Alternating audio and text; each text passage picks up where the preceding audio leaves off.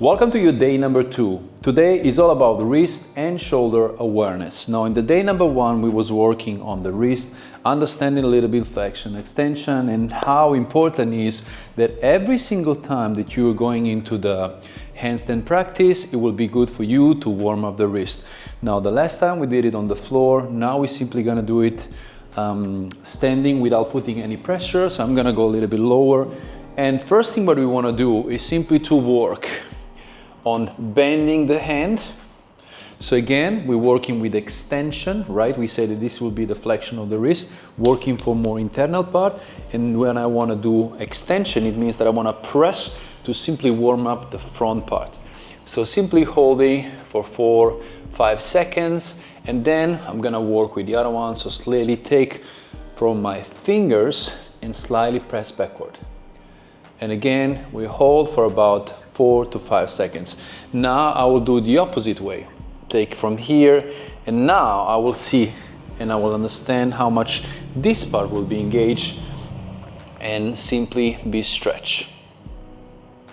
In the same time, you will also feel how the tricep is getting stretched, the whole arm, actually even the bicep tendon that goes all the way forward. And stretch. Now we're gonna repeat this one more time. So 5, 4, 3, 2, 1, opposite. 5, 4, 3, 2, 1. Now we switch the opposite hand, the opposite side, and then back again. So there was only 2 movements. Now we're gonna also add the wrist circles. So this is more or less what we did on the day number 1. And we said that every time that we're gonna go into a handstand practice, we wanna warm up the wrist.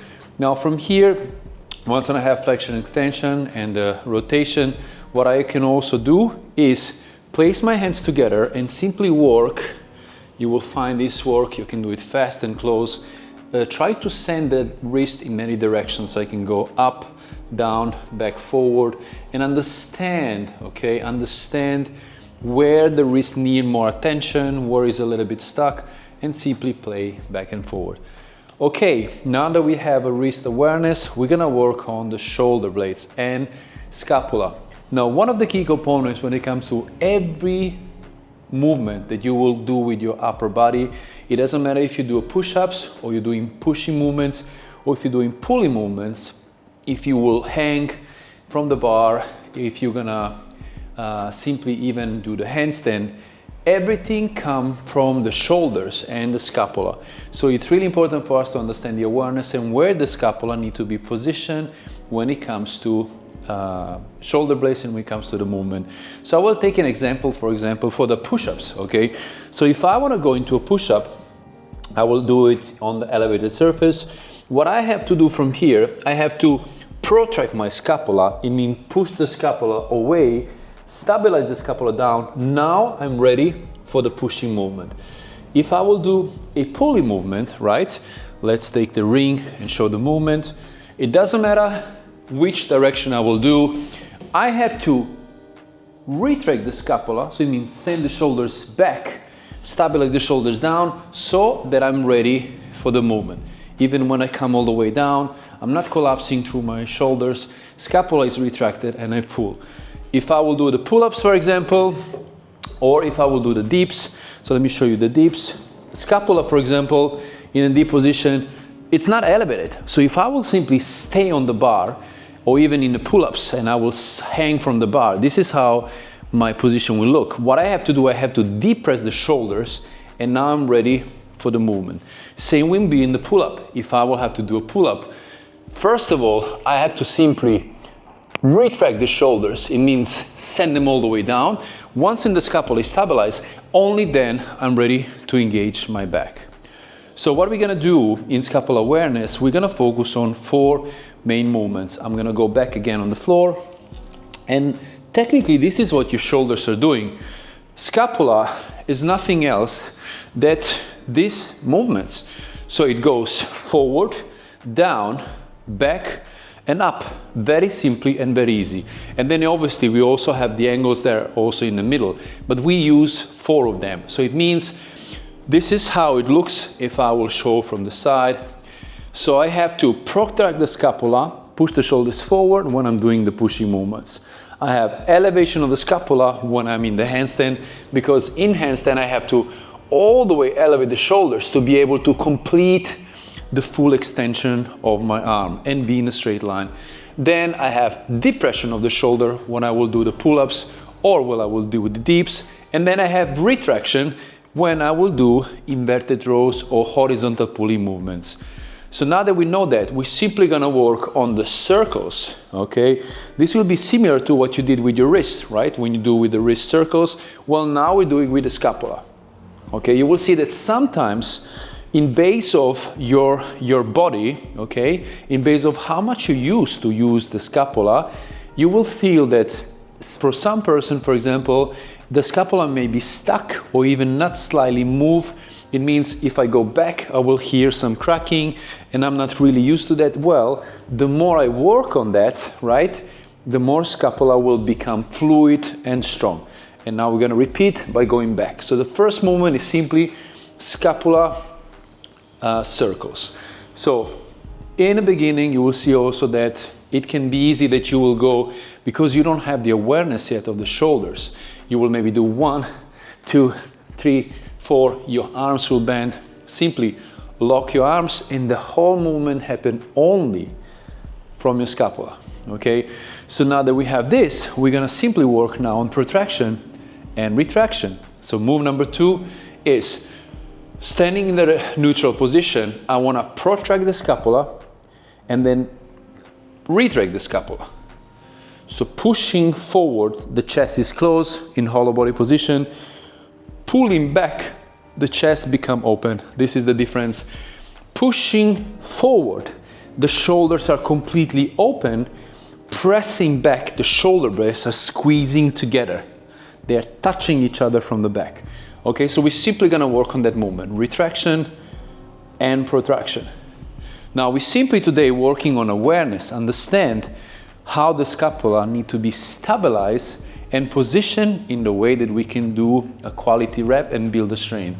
Obviously, if we wanna work more when it comes to building a strength, then instead of simply working on protraction movements without any weight, we can do it same position on position when we have the weight. So protraction, hold for a second, and all the way down.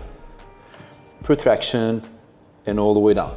You see, when I'm doing the movement, there is no bending from the arms. The arms are completely locked, and the whole movement is simply coming from the scapula.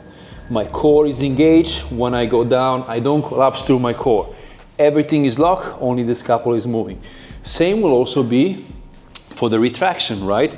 I can also train the retraction of the scapula by simply engaging the scapula, let it collapse. Engaging the scapula and all the way down. Also here you see there is no pulling from my arms. The only pull that happens, it happens from the scapula. I can do the same when it comes to scapula depression. So I can do an elevated surface when I'm, for example, here, and I simply elevate my shoulders.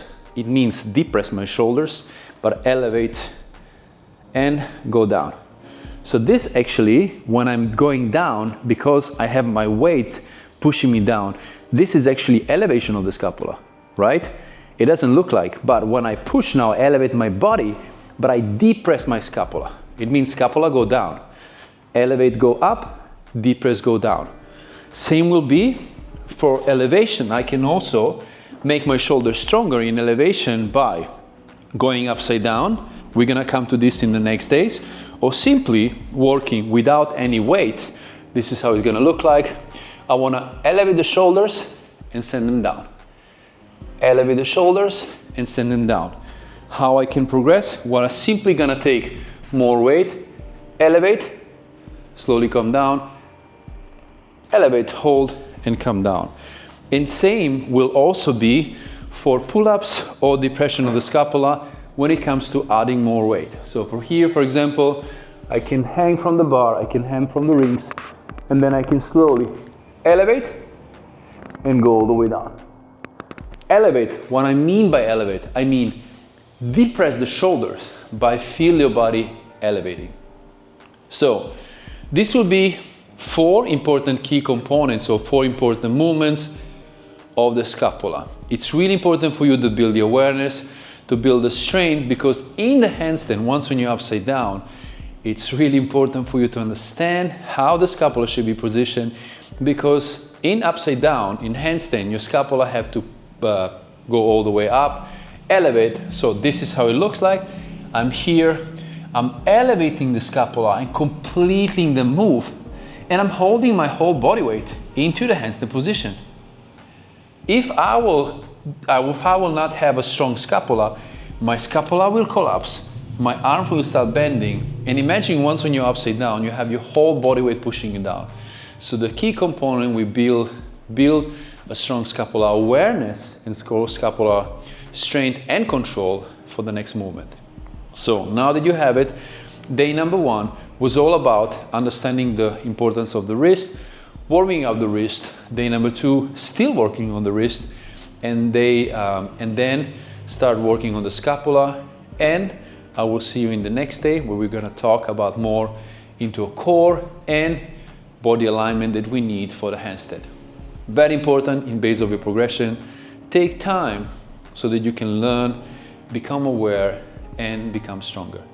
Don't rush the progress, because it's really important, because only then you're gonna work for safety and longevity of your joints, of your shoulders, of your wrist, and you will not get injured. So it means you can go much faster in your progress in handstand, and you don't have to stop for any kind of injury.